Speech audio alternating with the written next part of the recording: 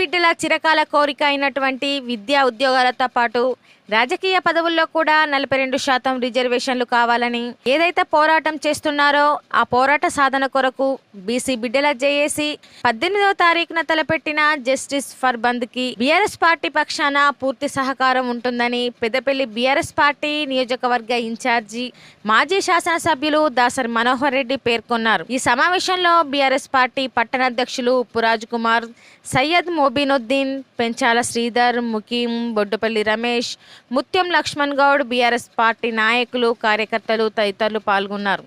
BC బిడ్డల చిరకాల కోరిక అయినటువంటి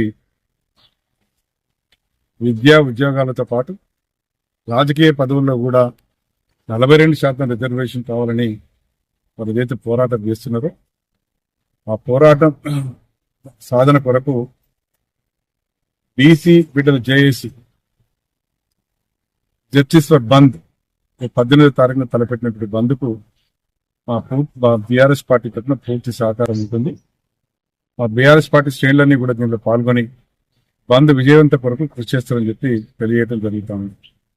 ఈ బంద్ సందర్భంగా నియోజకవర్గంలోని ప్రతి ఒక్కరు కూడా వ్యాపార వాణిజ్య వర్గాలు కానీ, పాఠశాలలు కానీ, కళాశాలలు కానీ ఇవన్నీ కూడా బీసీ బిడ్డలు తలపెట్టినట్టు బంద్కు మద్దతు తెలుపుతూ మరి బంద్లో పాల్గొనవలసిందిగా వారందరికీ విజ్ఞప్తి చేస్తా ఉన్నాం.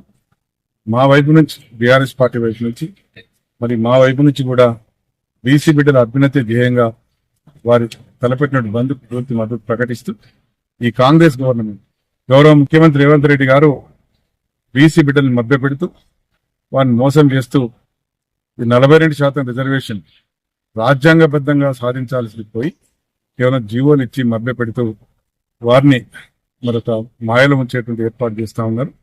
ఇది పూర్తిగా విరుద్ధమైనటువంటిది.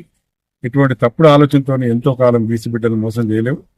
తప్పకుండా రాబోయేటువంటి రోజుల్లో నిజంగా మీకు బీసీ బిడ్డల మీద ప్రేమ ఉన్నట్టయితే ఈ కాంగ్రెస్ పార్టీకి వారి అభ్యున్నతికి వారి జీవితాల్లో వెలుగు నింపాలని కోరుకున్నట్టయితే తప్పకుండా మరి పార్లమెంట్లో దీన్ని ప్రవేశపెట్టి 9th షెడ్యూల్లో చేర్చి మరి రాజ్యాంగబద్ధంగా దీన్ని సాధించేటువంటి ఏర్పాటు చేయాలి.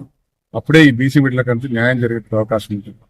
మరి ఇది ఈ విధంగా చేయకుండా కేవలం మభ్యపెట్టి ఆలోచన చేస్తున్నట్టు కాంగ్రెస్ పార్టీ ఆలోచన, ముఖ్యమంత్రి ఆలోచనను తీవ్రంగా ఖండిస్తూ మా మద్దతును పూర్తి స్థాయిలో ఈ బీసీ బంద్ కొరకు మరి మేము ఇవ్వాలని ఏర్పాటు చేసినాం. దాన్ని తప్పకుండా ప్రజలందరూ కూడా సహకరించి ఈ బంద్ను విజయవంతం చేయాలని కోరుకుంటాము.